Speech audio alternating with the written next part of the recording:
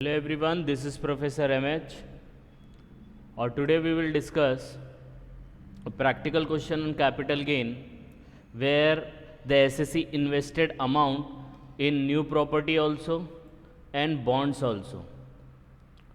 तो आज हम लोग जो प्रैक्टिकल क्वेश्चन देखने वाले हैं उसके अंदर ये देखेंगे कि अगर सामने वाला जिसने प्रॉपर्टी सेल किया है, जिसको कैपिटल गेन हुआ है, उसने अगर नए प्रॉपर्टी में भी इन्वेस्टमेंट किया है प्लस बॉन्ड्स में भी इन्वेस्टमेंट किया है तो उसका कैलकुलेशन कैसा होगा। तो क्वेश्चन कुछ इस तरीके से है कि mister Nasir purchase a residential house on 1/9/1980 for 2 lakh in Mumbai. Mumbai में 2 लाख का उसने एक रेजिडेंशियल हाउस ख़रीदा था 1980 के अंदर। जैसे ही आपको एक डेट आएगा परचेज़ का, याद रखना ये डेट 1 अप्रैल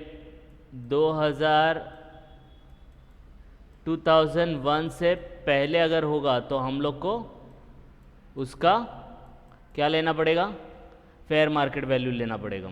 तो ये 2001 से पहले है तो इसलिए इसका फेयर मार्केट वैल्यू 2001 का दिया होगा, that we will see.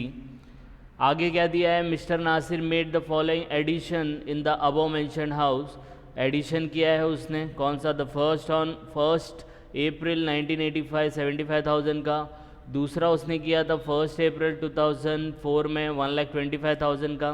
Then mister Nasir sold the above property to mister Sandeep. Sandeep को उसने 1 अक्टूबर 2020 में 45 लाख का सेल कर दिया। तो ये आपका सेल है, ये आपका परचेज है। फिर आगे दिया है देखो ट्रांसफ़र एक्सपेंस, राउंड फिगर कर लेते हैं इसको तो समझ में आएगा। 2% of sales price, sales price का 2%। Fair market value of the house on 1/4/2001 was 5 lakh. याद रखना ये वाला जो कॉन्सेप्ट होता है ना फेयर मार्केट वैल्यू का, ये तब देगा अगर आपने प्रॉपर्टी ये डेट से पहले परचेज किया होगा तो यहाँ पे देखो ये डेट से पहले है, इसकी वजह से इसका फेयर मार्केट वैल्यू देगा। आई बात समझ में, यस और no? Okay. Next is out of the sale proceed mister Nasir purchase 1 flat 15 lakh in Karnataka में उसने 15 लाख का फ्लैट खरीदा ऑन 1/11/2020 विद इन 1 मंथ, 1 महीने के अंदर। And also invested 10 lakh in NHAI bonds on 31 मार्च 2021। उसके बाद क्या कैलकुलेट कैपिटल गेन और CI आपको दिया है। तो ये एक बेसिक सा क्वेश्चन है, पहले हम लोग इसका फॉर्मेट बना लेते हैं और उसके बाद इसको सॉल्व करने की कोशिश करेंगे। तो सबसे पहला हम लोग ने इसका फॉर्मेट ड्रॉ किया है। तो सबसे पहला क्या लिखने का, इसका पार्टी का नाम लिखने का। तो पार्टी का नाम is in the books of Nasir. फिर प्रीवियस ईयर असेसमेंट ईयर लिखो। फिर कंप्यूटेशन ऑफ कैपिटल गेन ये लिखना है। पर्टिकुलर अमाउंट ये आपको लिखना है। तो this is the format ready. Now we will can proceed towards solving this question. हम लोग अब इसको सॉल्व करने की कोशिश करेंगे। तो सॉल्व करने के लिए आपको याद रखना है ये फॉर्मेट, मैंने आपको पहले भी वीडियो में बताया, sales minus transfer minus acquisition minus improvement, right. तो पहले सेल कंसिडरेशन देखो, ट्रांसफ़र देखो, एक्विजिशन देखो, इम्प्रूवमेंट देखो, माइनस करो, आंसर आएगा। ठीक है।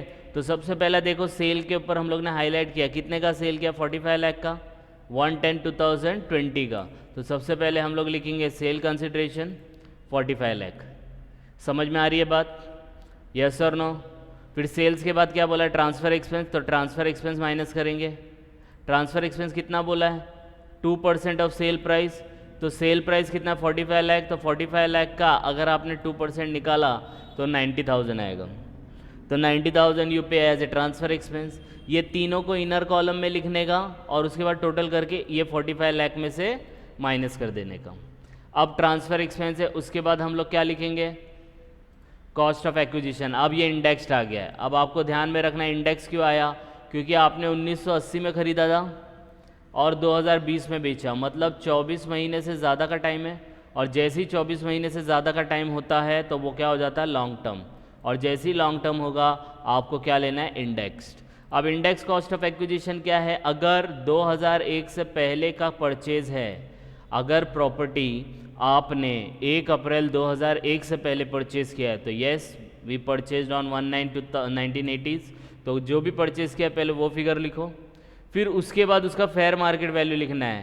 ये कब लिखना है? जब प्रॉपर्टी आपने 1 अप्रैल 2001 से पहले परचेज किया है।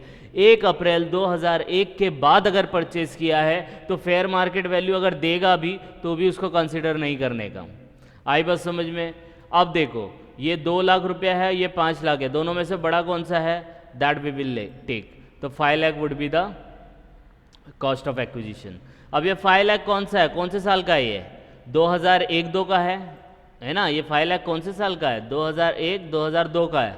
अब ये 2001 और 2002 हम लोग कौन से ईयर का कैलकुलेशन कर रहे हैं? 2020-21 का कर रहे हैं। तो इसको कन्वर्ट करेंगे। कैसे कन्वर्ट करेंगे? कुछ इस तरीके से करेंगे, 5 लाख इंटू 301 डिवाइड बाई 100। ये मैंने बहुत अच्छे से आपको एक्सप्लेन किया था। नहीं समझ में आया तो यहाँ पे देख लो।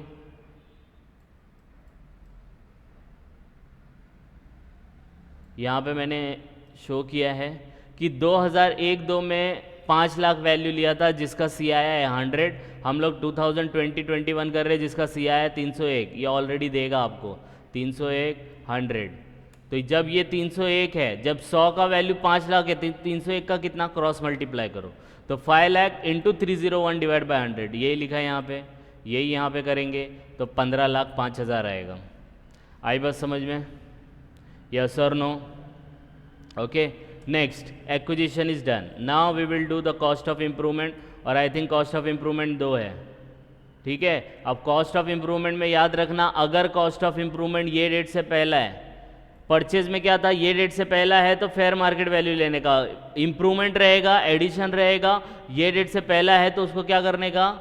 इग्नोर करने का। क्या करने का? इग्नोर करने का।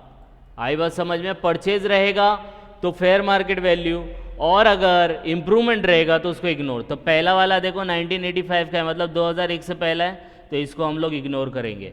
तो इसलिए यहाँ पे देखो फर्स्ट लिखा है on 1 April 1985 before, it's to be ignore.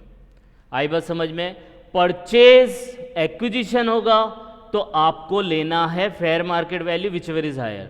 अगर इंप्रूवमेंट 1 अप्रैल 2001 से पहला है तो उसको इग्नोर करना है।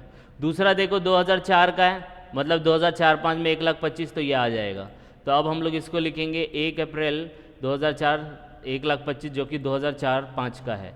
अब 2004-5 का वैल्यू है ये, तो इसको आज की वैल्यू में कन्वर्ट करेंगे, मतलब 2020-21 में करेंगे। तो सेम वे में 2004-5 का वैल्यू कितना था? 113। तो अगर 2004-5 में सी आया 113 था जिसका वैल्यू 1,25,000 है, तो 2020-21 में सी आया है 301, तो उसका अमाउंट कितना होगा? तो cross multiply 1,25,000 into 301 divide by 113। देखो यही यहाँ पे किया है, और इसी को कैलकुलेट करेंगे तो आंसर आएगा 3,32,965। समझ में आया? यस और नो? ठीक है, अब देखो बच्चा, अब ये हो गया, इम्प्रूवमेंट भी हो गया। अब इसको क्या करेंगे हम लोग? टोटल कर लेंगे। अब टोटल करेंगे तो टोटल कुछ आएगा 90,000 प्लस 15 प्लस 3,32,000। तो जब ये तीनों को टोटल करेंगे तो आएगा 19,27,965 इधर है। अब बस इसको माइनस करेंगे तो आपको मिलेगा long term capital gain 45 lakh minus 45 lakh में से 19,27,000 माइनस करेंगे तो 25,72,035 बचेगा। आई बात समझ में? तो ये क्वेश्चन आपका इधर हो गया। लेकिन हम लोग ने क्या किया? ये पार्ट भी यूज़ कर लिया, ये भी यूज़ कर लिया, ये 45 भी यूज़ कर लिया, ये भी यूज़ कर लिया, ये भी यूज़ कर लिया, ये भी, ये वाला पार्ट बच गया है।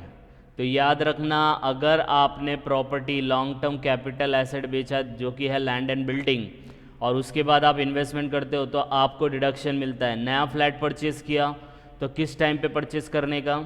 जिस डेट को आपने बेचा उस डेट से, जो पुराना प्रॉपर्टी आपने बेचा वो डेट से 1 साल पहले या 2 साल बाद तक आप परचेज़ कर सकते हो, या डेट ऑफ सेल से 3 साल के अंदर कंस्ट्रक्शन कर सकते हो। वो जितना भी पैसा आप परचेज और कंस्ट्रक्शन में लगाएंगे पूरा का पूरा माइनस होएगा विदाउट लिमिट। तो इन्होंने देखो विद इन 1 मंथ नया फ्लैट खरीद लिया है, 1 महीने के अंदर, मतलब अलाउड है, तो 15 लाख है। तो अमाउंट का तो कोई मसला ही नहीं है, पूरा 15 लाख हम लोग यहाँ पे माइनस करेंगे। तो हम लोग सबसे पहला लिखेंगे less exemption from under section 54 and 54 EC। तो ये जो 15 लाख है वो 54 में आएगा, ठीक है। फिर उसने NHI बॉन्ड में भी इन्वेस्ट किया है, वो 54 EC में आता है, लेकिन उसका लिमिट कितना है? 50 लाख, लेकिन उसने इन्वेस्टमेंट कितना किया, 10 लाख का ही किया, तो मतलब पूरा 15 लाख माइनस होगा और 10 लाख, ये 54 इसी में माइनस होगा और ये 54 में माइनस होगा। इसलिए देखो पहला लिखा है यहाँ पे purchase of 1 flat amount is 15,000, फिर दूसरा हम लोग ने किया है परचेज ऑफ NHAI बॉन्ड्स जिसका वैल्यू है 10 लाख, तो दोनों अलाउड है। इसका लिमिट कितना है, इसका लिमिट होता है अप टू ₹50 लैक्स, ठीक है, लेकिन आपने इन्वेस्टमेंट कितना किया, 10 लाख, तो पूरा अलाउड है। फ्लैट में आप परचेस कर सकते हो, लेकिन टाइम लिमिट है, अमाउंट में कोई भी लिमिट नहीं है। 1 साल पहले, 2 साल बाद, या कंस्ट्रक्शन करो 3 साल बाद। किस डेट के 1 साल बाद, 2 साल पहले? 1 साल पहले, 2 साल बाद, डेट ऑफ सेल। पुराना प्रॉपर्टी जब बेचा होगा वो डेट से 1 साल पीछे जाने का या 2 साल आगे जाने का, ये पीरियड के दौरान कोई भी फ्लैट परचेस किया माइनस करो। या कंस्ट्रक्शन कर रहे हो, फ्लैट नहीं खरीद रहे हो, खुद का कंस्ट्रक्शन कर रहे हो, तो कंस्ट्रक्शन डेट ऑफ सेल से 3 साल के अंदर करो और जितना भी पैसा कंस्ट्रक्शन में डालोगे पूरा 54 में माइनस होगा। आई बात समझ में? तो कुछ भी नहीं है ये, इन दोनों को आप टोटल करेंगे तो टोटल किया तो कितना आया, 25 लाख। अब ये 2572 में से ये माइनस करेंगे, that is your long term capital gain after exemption. समझ में आया? तो this is your question of capital gain when you invested amount in flat and bonds. I hope समझ में आया होगा आपको।